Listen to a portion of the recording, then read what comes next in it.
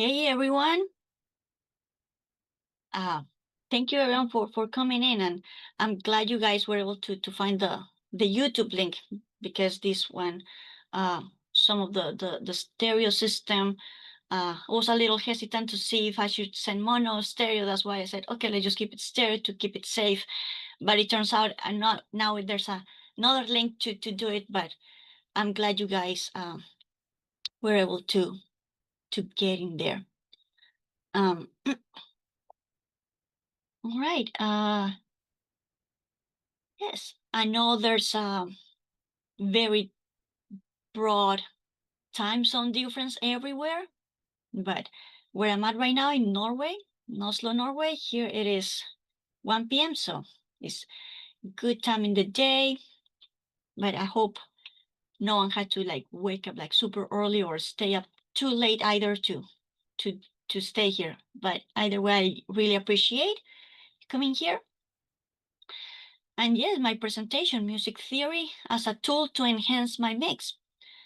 Sounds like an intruder, sort of like a musician, like a music theorist trying to intrude in the audio world, which I sort of am. Not only intruded in the audio world, but also I'm a sound engineer intruding in the music academy world. Okay. Didn't even say my name. My name is Paula Hernández. Um, I'm a musician. Yes. Let me share a little bit of my background. I was born and raised in Colombia, South America. I study. I've been involved in music academy my entire life. I started with piano lessons. I took a few violin lessons here and there, even saxophone lessons. Uh, and then, of course, I was in the music conservatory where I took music theory. That involves ear training, involves harmony, analysis, all that good stuff. And due to that, I was like, you know what, let's just go and study a bachelor's in music as well. Also, turns out that I had my twin sister and I, we were both together. We're both musicians. We had this sort of advantage, some people call it a blessing curse, of having perfect pitch, in which, yes, pretty much those who don't know, we can recognize which note is sounding right now. Like this is a B. Well, yes, I'm playing it, but I can hear it's a B. The way we listen to is that um, when a note is being played, I hear that the instrument is literally pronunciating the name of the note. Sounds a little weird, sounds a little sketchy, but that's how my or perfect pitch works, right? But anyway, having this advantage, or so to say, back in the day was an advantage until we found out no, it can be a curse as well. Uh, we were doing pretty good in music, so we started to pursue that career. I was studying classical piano. I was also studying audio production. So by the time I finished my audio production career, I did not finish my piano career, but in a hurry to leave, uh, because as a musician in Colombia, probably if you don't have the contacts, it was a little bit harder, or I thought that was going to be harder to get a job and have a successful life there. Anyway, so I moved to Germany for a year. My plan was to study my master's there in audio, pursuing my audio career. But I got a pretty good offer at Middle Tennessee State University. So let's say I'm a classically trained pianist. I did my bachelor's in music at Universidad de los Andes, that's in Colombia. Master of Fine Arts in Recording Arts and Technology, and MTSU. Really cool university. There are really good faculty members in there. I really learned a lot in there. And here is where I got sort of a live sound. Here I did an internship with a company doing some live sound shows, festivals, etc. And I became also the production assistant of the live sound class, doing 2 years of the 3 years that I did my master's in there. It was a really nice experience. However, that was in Tennessee.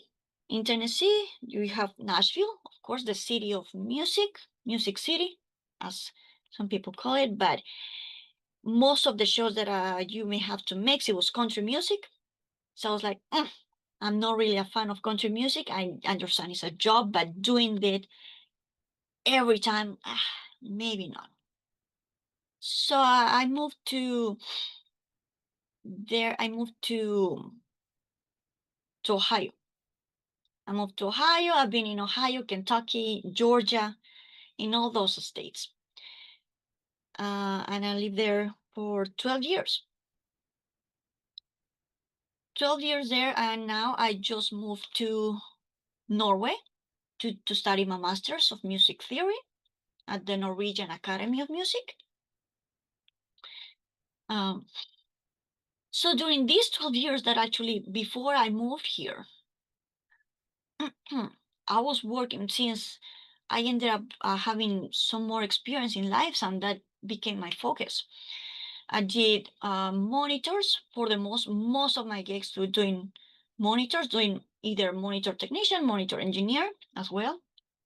I did systems tech, also patch tech, PA tech as well.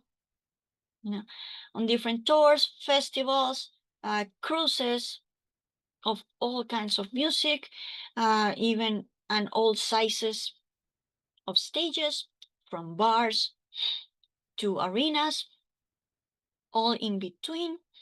I did some corporate gigs as well, here and there, but I was trying to do mostly music. That's because that has always been my passion.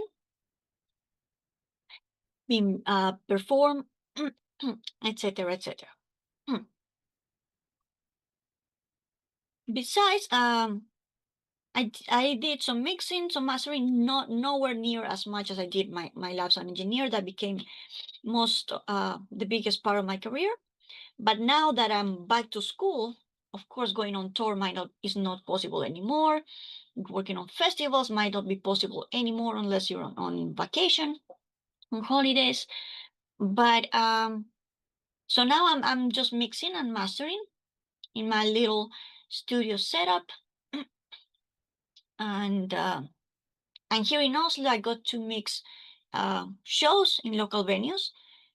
And funny enough, of course, the metal scene seems to be bigger here, or maybe because the demographics is a lot smaller overall. So most of the shows that I've mixed are metal shows. All of the mixing and mastering that I've done are metal music, which I'm really excited for. I'm really happy that happened because I'm a metalhead. So this is a nice change for me personally. And also had the opportunity to become an audio instructor, teaching audio. Right? But also a little bit of experience involved in the past is that I've also been tutoring for ear training and for harmony classes, etc. A little bit of performance as well. So what happens? Now going a little further in the work field. Nowadays, in the work field, as musicians and sound engineers, they share the work field all the time, either in a recording studio or in a live concert setting, even if it's a broadcast setting as well. There's always a sound engineer in there. Even in concert halls, when an orchestra is playing, you can see there's a PA there are microphones there, etc. So there's always a sound engineer involved. However, I have noticed there's a big gap between musicians and sound engineers. How so? Especially in the communication them. Precisely because the language that a musician has learned is definitely not the same that the sound engineer has learned.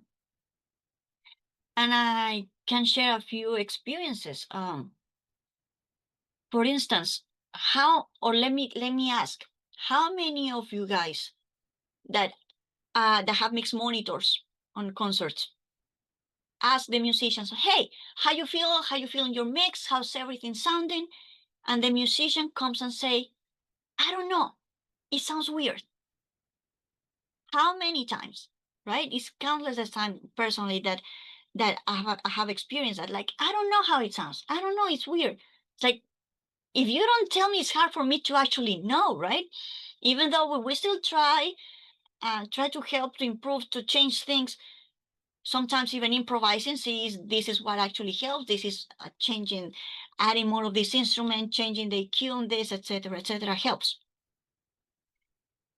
But also the other way around. When the musician says, okay, we're going to start playing from bar 34. I mean, as an engineer who doesn't know how to read music, it's like, what is bar 34? What are you talking about? What is a bar? Right? We're in a recording studio, not in a bar. Although I do have to say that I have noticed in a lot of audio institutions, I have noticed even, of course, I have the degree in music, so we did some music theory, music ear training. But these audio schools started to implement some music theory and training, which I actually think is very helpful, very important to have, precisely just to help communicate with musicians better. Another experience I could share was, for example, I remember we were doing a broadcast of the Nashville Symphony Orchestra. That was, how long was that? Last 12 years ago? Yeah, around 12 years ago.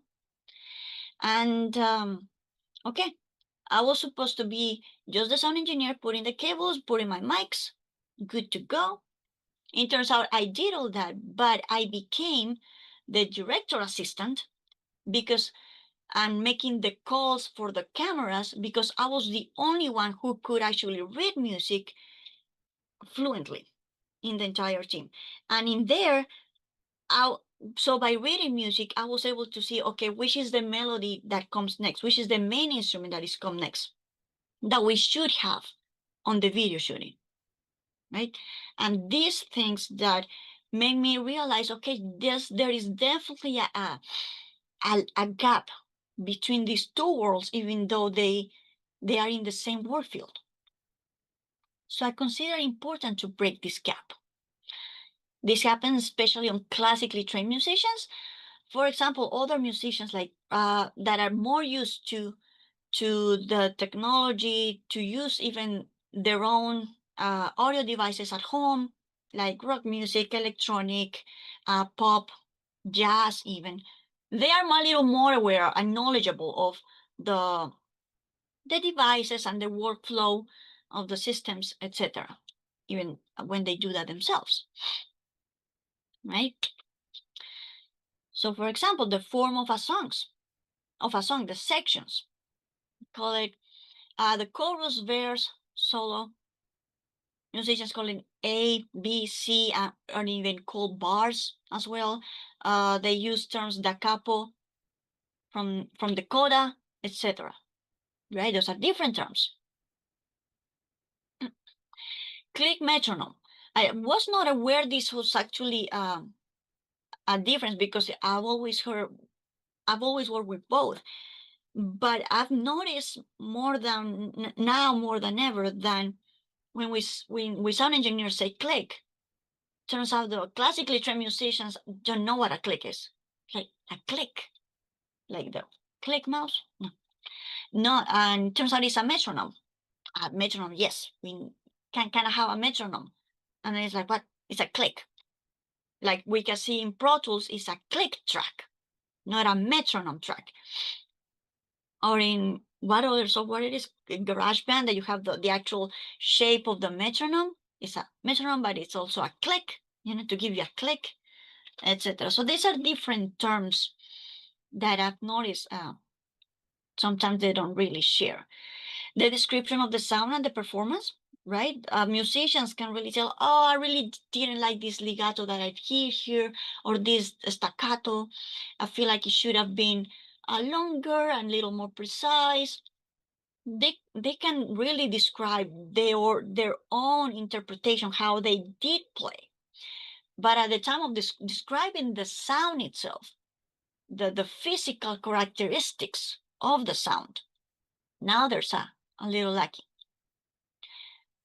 Yes, a lot of times they can say, it sounds like how say, flat is a term that I heard a lot. Sounds dark, right? We know that it can be with a lot low end, with a lot high end, etc. But that's about it. So how about maybe getting even more involved, like getting more in detail of this, being able to describe the sound. That way it would be a lot easier for the sound engineers to do the job. So reading music. Reading music, I feel is really important, very helpful, not only for musicians, because yes, nowadays we know musicians who don't read music. I think it's very important to read music for everyone involved in a music setting. Like I said, this help us to see where we are exactly in the song, how the song is supposed to be, right? What are the instruments that we need to highlight, or what are the instruments that are supposed to be as the base, as a background, let's say, to support the melody, so to say, right?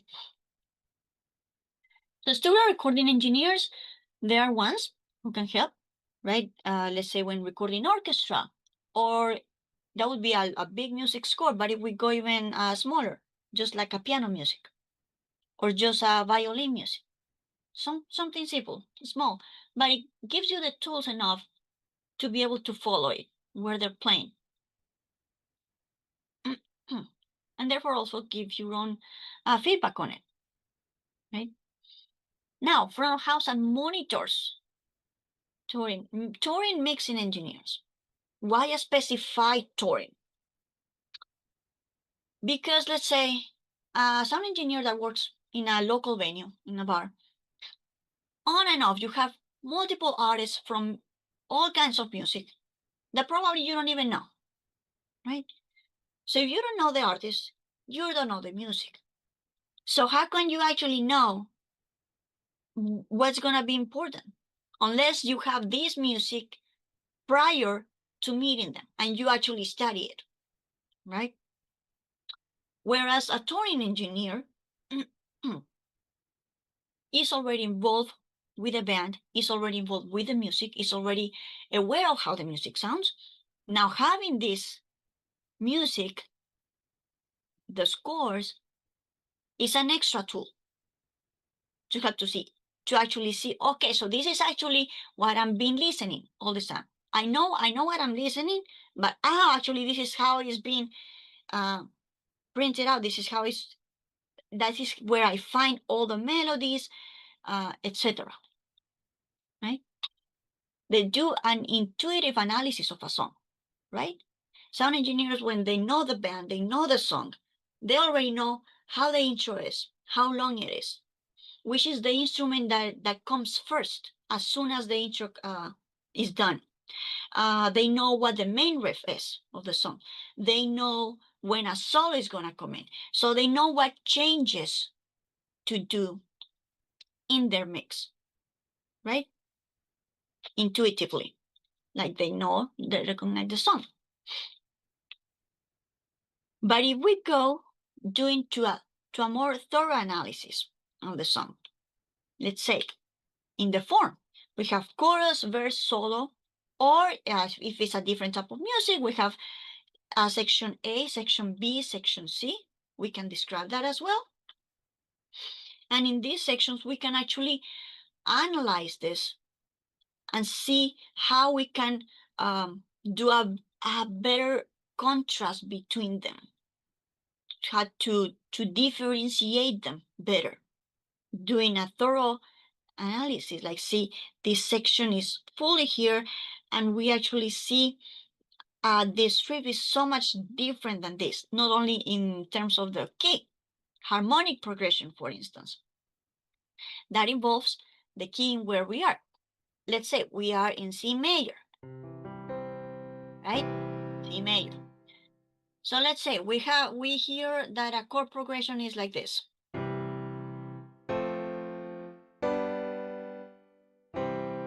Right? So what happened when we are doing, when we're listening to it, we hear, okay, here, okay, and now here there's a lot more tension, needs to go somewhere, needs to resolve. So it turns out that this is the dominant function of the tonic. Now I'm getting more into music theory terms. So we have tonic, subdominant, dominant, and tonic, right? How this is going to help us? When we have when we have a dominant function, something that it's creating a lot more tension, and we hear it as well, we can help to enhance this tension, to create even more tension, to make an even more contrasting change in the resolution sometimes.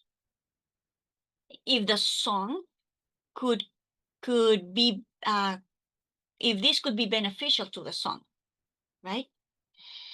Or let's say we go from a major key to a minor key, to a minor resolution. Right? It's a little sad and things. How can we maneuver the console? How can maneuver the mix in order to show this big change in here? Right? It's a motive, the main melody. And I would like to show some examples in a little bit. So we have the main motive. Of course, it will be either the riff, sometimes, of course, we have the main melody of the vocals, that they're always on top. But sometimes the guitar solo is also playing the same melody that the vocals did.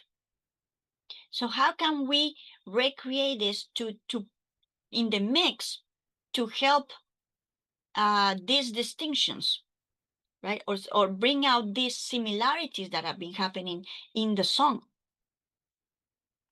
Another term is cadences. Cadences are harmonic progressions, a group of harmonic progressions that start with certain functions and resolve in other functions, and sometimes and they play a big role in the transitions between sections. For example, like I was just playing, like an authentic cadence. That's what it's called because of the harmonic progression it has. Or plagal cadence. That is, it's like something was missing there. But sometimes that's how the music is. Knowing these terms, I consider could be helpful for us to think of the audio console as an instrument itself.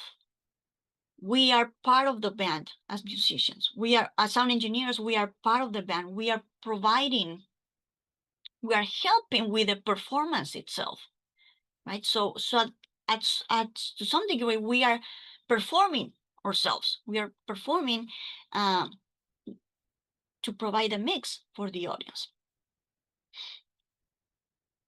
Okay. Or for the musicians if we're talking about monitors. And this is where I would like to bring a few examples of my master thesis that I'm doing right now in the music theory, which actually, of course, involve sound engineering, which is music theory knowledge supporting technology application, improved mixing of symphonic extreme metal live shows, in which this is exactly what I'm researching. And I chose symphonic extreme metal live shows. First off, yes, I'm a metalhead. I love metal music.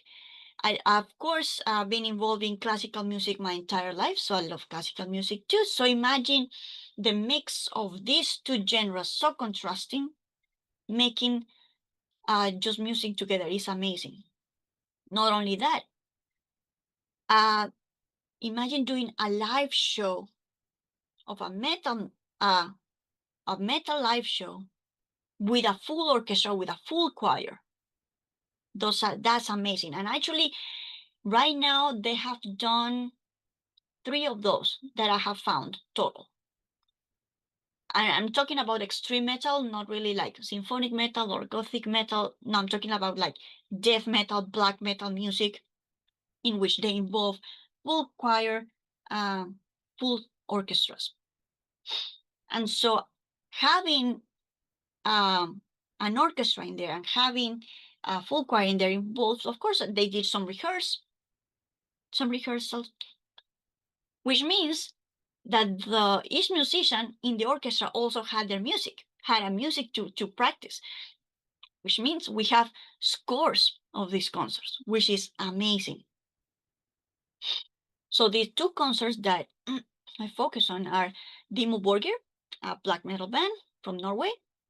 They played with an Norwegian radio orchestra and the Schola Cantorum choir back in 2011 here in Oslo. And Septic Flesh, they're from Greece. It's a death metal band. They did this Inferno Sinfonica with the Toluca Philharmonic Orchestra in Mexico and the Enarmonia Vocalis Choir and UNAP Children's Choir. So what I would like to show now is 3 examples, right? So we're going to start with a full section of a song. The song is Portrait of a Headless Man by Septic Flesh. It is the live show they did with a full orchestra and choir. So we're going to listen to this full section, okay? So let's listen to it. Come on!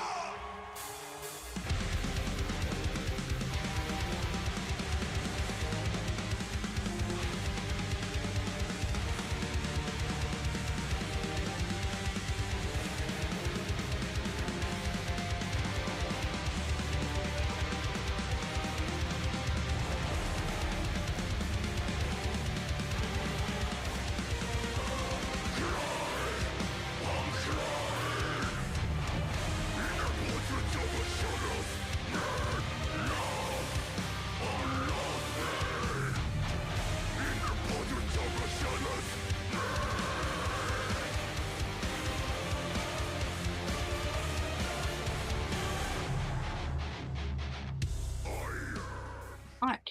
So it was very clear for all of us that in the second part of it, we heard the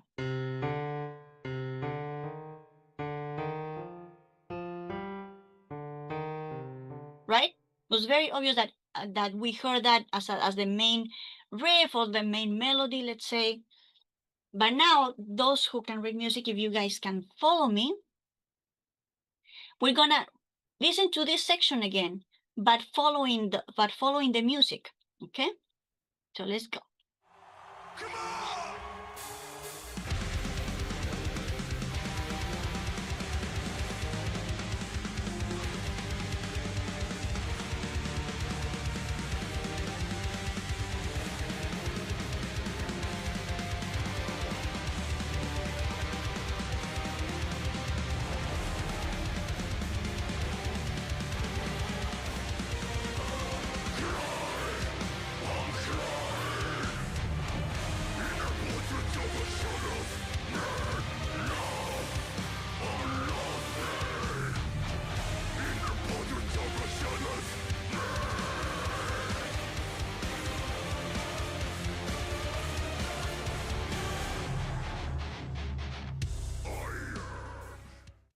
But so those who could read it and could follow it, we noticed that this motive has been there the entire time in both the first part and the second part of the music. But we couldn't hear them as much on the first part. But this is actually the main motive, so why not hear it? We should be able to hear it. Of course, we have the limitation, let's say that the cellos are playing at a very low register. Having been playing at a low register, of course, the sound is not as loud or as bright, as prominent. But that's where we are sound engineers. We can contribute to this and help to enhance the mix here and be able to hear these cellos playing this melody, right? This is where I argue that the sound engineer could interfere and do this in a better way, having once read the music and understanding what is actually going on, right? Now, another example, let's focus, is this same section, but is the end of the section moving to another section, right? Completely different. So let's listen to it once again.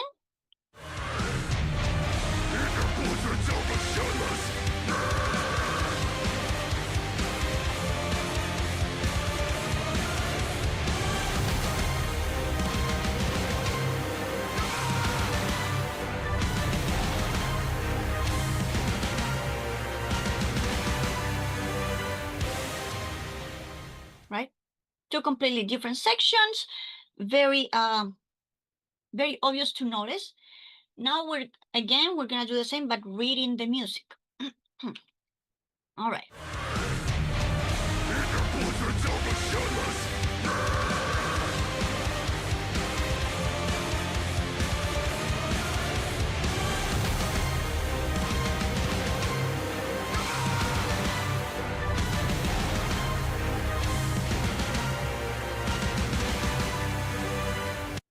Oh, and that was it, pretty much.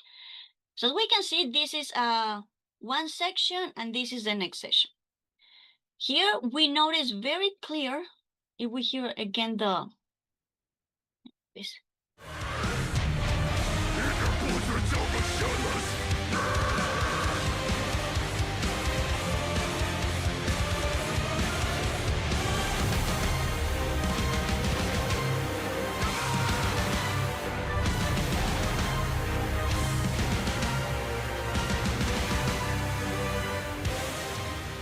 We noticed like how clear it was, the notes.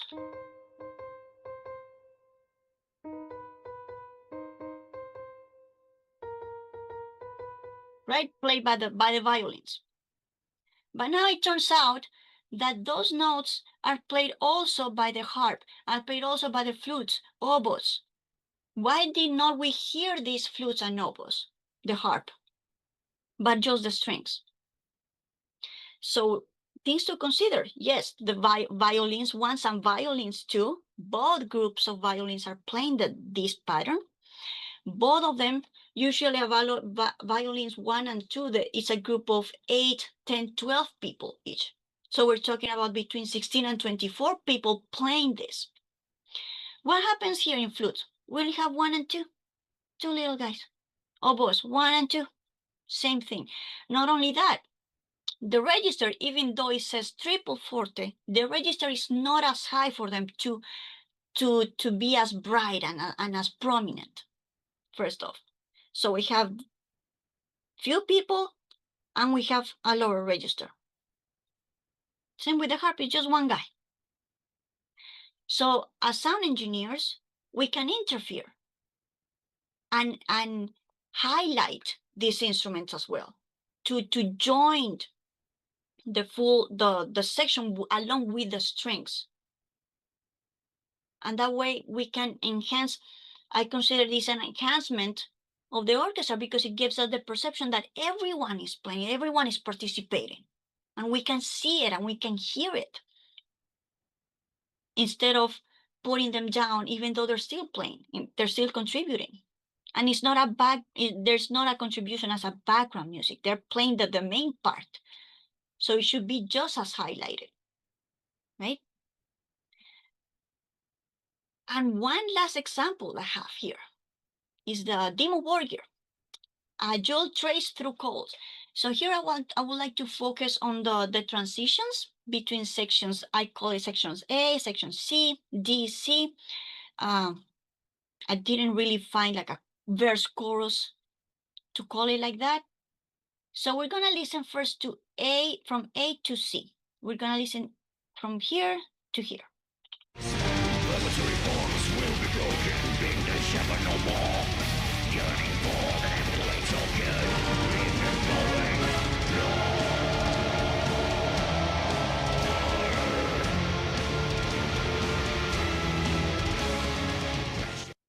Okay, we did notice how the section got a little, we could say slower in the pattern, let's say between sections. Also some, a little bit of the orchestra started to come in. Therefore, there's a lot more in ambient sounds, let's say, coming in. And in this case, we also talk about effects. For example, reverb, delay, that got a little more of that instead of being as dry as it was. And now let's listen this transition from this part of the section to a just orchestra, exclusively orchestra and choir.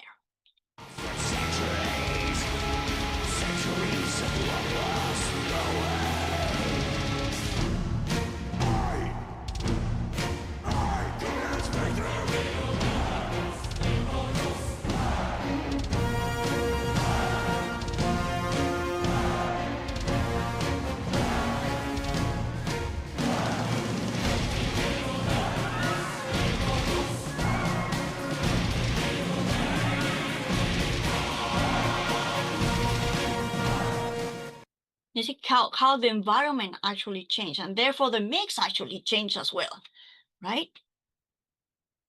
I really wanted to share this part the entire way because I love this orchestral section here. I think it's amazing. All right, and now we're just gonna move back to the previous section, right, in this transition.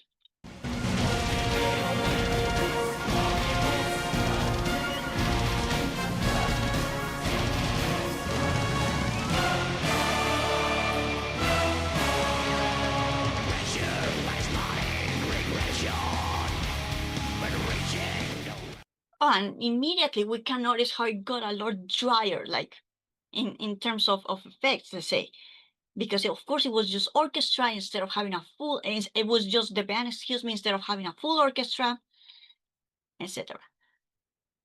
So here, this is what the condensed reduction, orchestra condensed reduction score that I wrote myself, that is between section C and D.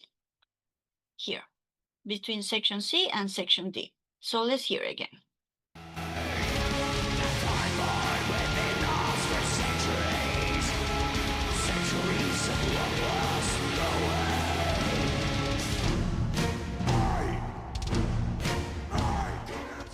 Right? I feel like here the transition only helped, the fact that it was abruptly in silence helped, but I feel like if we make an even a bigger transition in the dynamics, for instance, it could be an even more contrasting and even more dramatic in the mix. Not only that, here we have the tonic. We're in D minor, right? And we're going to,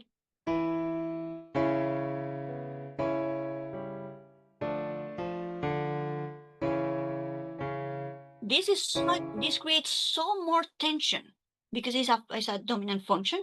It creates so much tension that why not highlight this tension and bring it in the dynamics even more, to even do even more abrupt, to help this in the composition as well, to make an even more abrupt change, right? So this is something I argue here.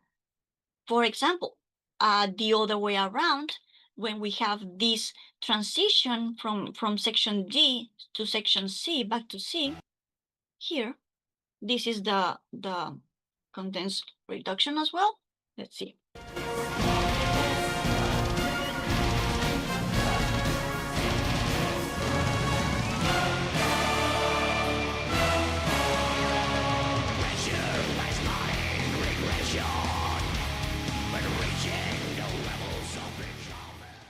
Here, everyone is playing this.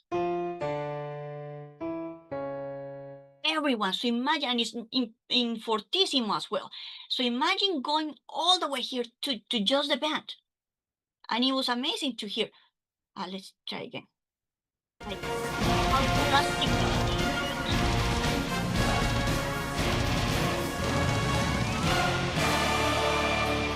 then go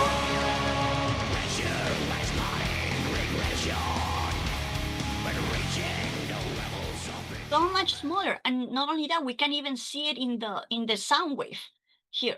How it was in amplitude a lot louder here. Now once the band started here, it was quieter. So in this sense, I consider there was a really good composition as well, in which necessarily a contribution of the sound engineer here probably might not necessarily happen, but if it wasn't, we could contribute, right? So at the end of this, what do we have? Sound engineers and musicians. How about we bring our knowledge together? How about sound engineers learn a little bit about music language, a little more about music theory, and then this way we can also understand musicians. But also, I argue the other way around. How about musicians get to learn a little bit more of audio so we can communicate better, so they can communicate better to us what is it that they want in their mix, how is it that they want their instrument to sound, etc. Not only because that's how they have a reference, but also because they know how their own personal instruments sound, which are the frequencies that resonate the most in their own instrument, what microphone probably works better, or not necessarily going that far, but at least tell me, hey, I need more brightness in this instrument. I need more high end, or I need more low end, depending on the instrument. So give me a microphone that can give me that, and let's place it in a position that is going to provide that, ideally. That way, it will be a lot much easier and smooth the communication and the workflow overall in the work field, not only in a studio recording, but also in broadcast, in live sound, etc. Right? That, gracias. So, any questions that you may have? And I'm not sure how we go from there. How can I see them? Yes.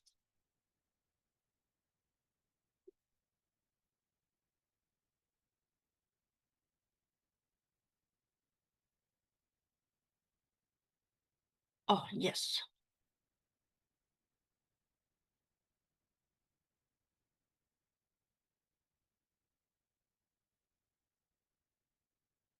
Mm-hmm.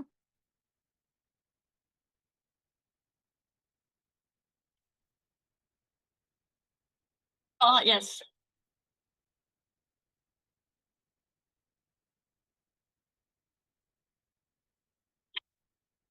Oh, yes. It's amazing. Yeah, and actually, for some of them, for especially for the last example, the band hired a guy called Testoras, and he's usually a movie composer, so it probably makes sense that it get a little of that vibe. You're muted, Greg. Yeah, sorry. There we go. Now everyone can hear me. Okay. Yes. Sorry. It's the double mute in OBS. Yes, so we have a question from Anushka. Will it be polite to ask for notation from the orchestra before the event? Oh, I love to do that. I personally love to do that, absolutely. Because that way you immediately start getting familiar. even just by reading it. Okay, what is actually and what I'm expecting eventually. Absolutely, yes. Nice. So, Anushka, definitely ask.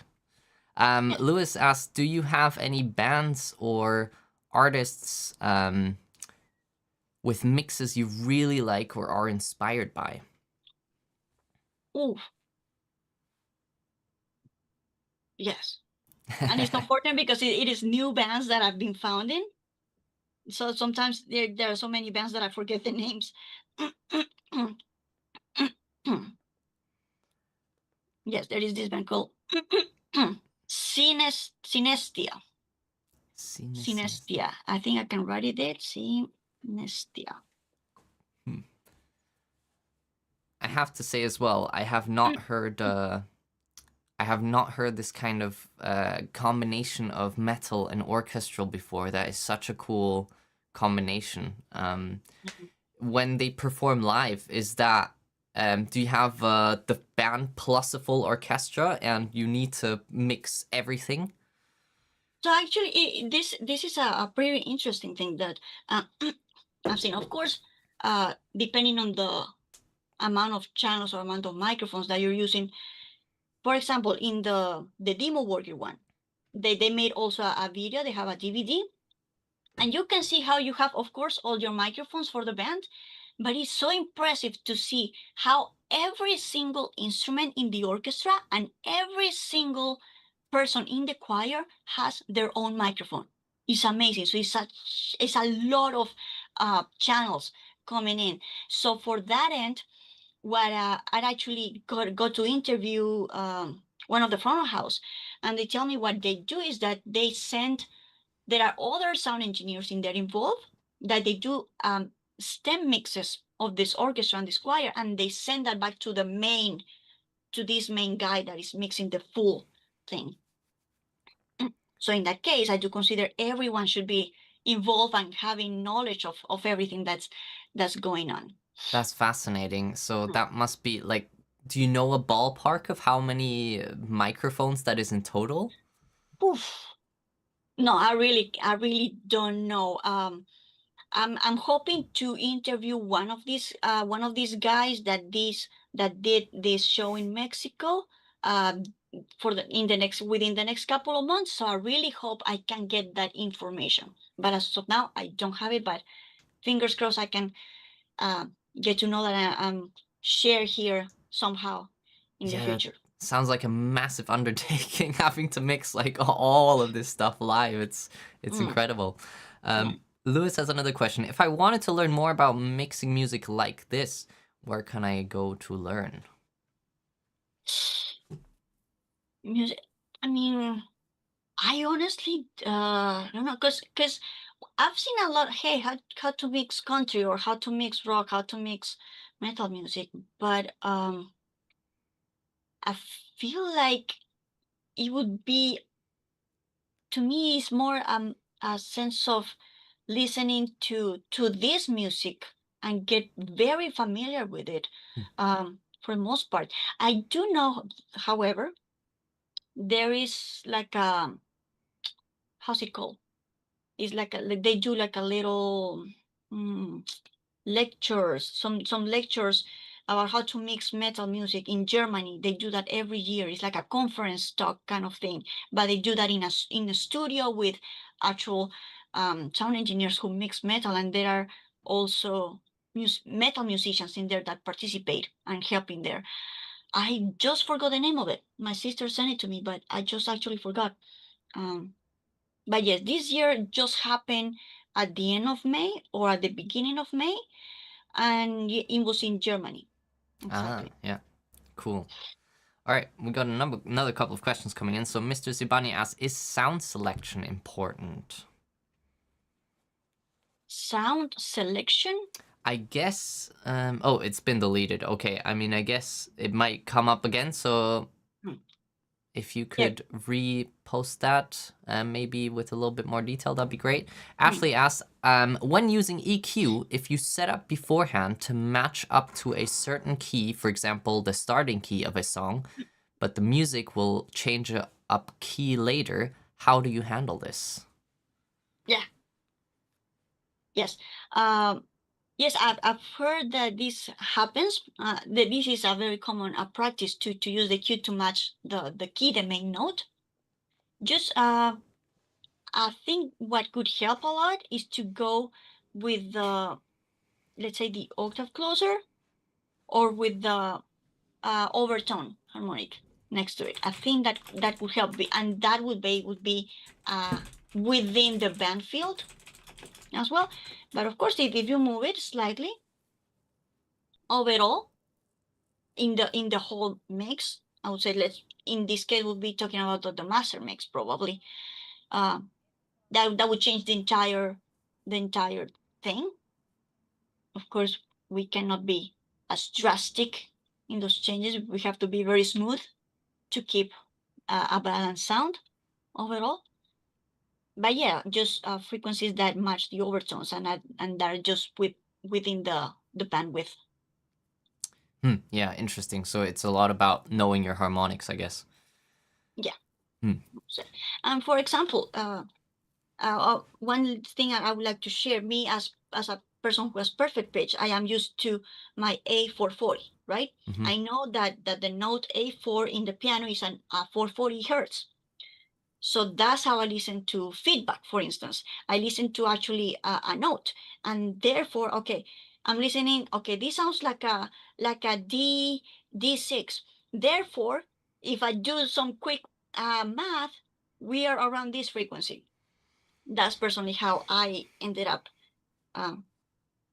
training myself to be able to cut frequencies in live sound. Because I already have this thing, this perfect pitch, and that's how I listen to. But this could be another thing, that's where you finding the frequencies. Yeah, having and good practice. Or it would be it's good to always have a good knowledge of finding all those. That's such a Yeah, cool having superpower. the ear trained. Yeah. Like the perfect pitch. I'm very jealous. All right, Well, Tyrell Short asks, for someone learning music theory, I find it difficult to understand chords and melody. Specifically, how do they work together, or how they work together? Could you please explain their relationship to the whole song? well, I would say pretty much as we know, no. Maybe this is what you're trying to understand. We have a chord. I closed it. It's not working anymore. We don't have sound anymore in my keyboard. Or maybe It's, should be I need to change the setup. I think it's you just need to do screen sharing again, and make sure the audio tab is. Oh, that's right. That's right. Yeah. Let me do that pretty quick here. Yay. For example, let's share here. Yeah. Here we have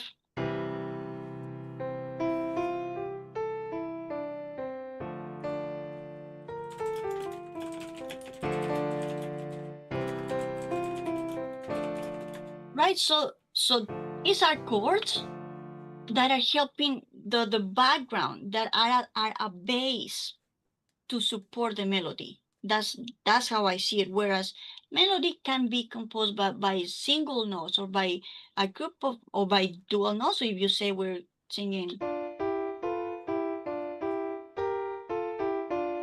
right, this is the main melody. A progression, quick progression of just two notes or one note, mainly. Let's say singers, just one note. But it is all being supported by this.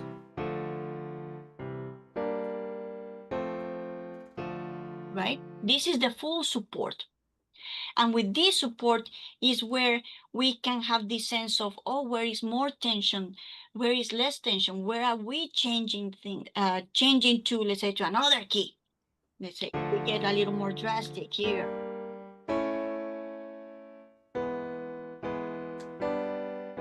Right? Doing those drastic changes. But overall, yes, as harmony, we would see what supports the music. Overall, yes. That's how I would describe it. That makes sense. I think you explained that really well, especially with the examples. Hopefully that answers your question, Tyrell. Ishan asks, how would you describe the difference between this kind of extreme metal and simply symphonic metal, for example, Epica or Nightwish, in terms of mixing? I'm curious because you mentioned that there's a difference. Well, we do consider, I need to keep things in mind. For example, let's just start by the vocals themselves, right? In bands like Epica, Nightwish, Tarja, the vocals are clean singing. Some of them even operatic singing, right? So in that sense, the timbre of the voice is different. For example, also compared to growling and screaming, where it's called screaming because it is loud, but it's actually what happens if done right. It's simply a distortion of the voice. Sometimes you have your vocal cords, and simply what happens is you just do a little more compression of it, and you get, that's the distortion you get. In this case, it would be fry scream if you do it from your vocal cords, but we have another pair of vocal cords called the ventricular folds above these vocal cords, and the same thing, when you apply it and you create distortion, compress them, that creates a distortion. And when we have distortion, this is pretty much much more overtones or undertones that we are creating besides our normal sound, right? For example, have the la, right? And then we go right? So the application could be different. We have, even though it's our own personal timbre of the voice, the the the sound, the color is going to be different precisely for the production of these overtones. So let's say those are vocals in that sense. Then we have let's say bass. What I've personally noticed, and I could be completely wrong, but that's how I've noticed that happens, is that bass and guitars, they tend to be a little more distorted as well, right? And so is, let's say, the hit of the snare. It tends to be a little more distortion to have this more aggressive sound.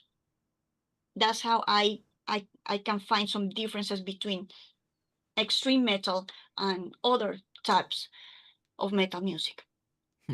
But if someone here is more knowledgeable, please share.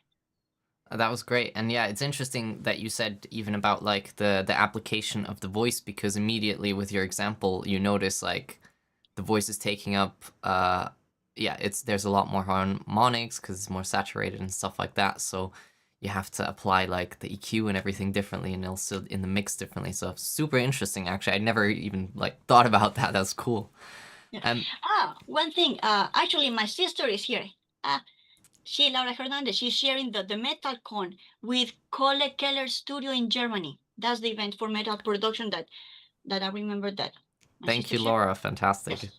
Excellent. Cool. Then we have another question from Bruda B. Do dense tracks like these scare you when it comes to phase correction? Do you use any plugins to fast track that part of mixing? I mean, you definitely have to be very careful with phasing, of course. Like how many, like sometimes when we want to have a big drum set, we have 3 kick microphones, 3 snare, 2 microphones for each tom. How many toms we have? So yes, phasing can be scary,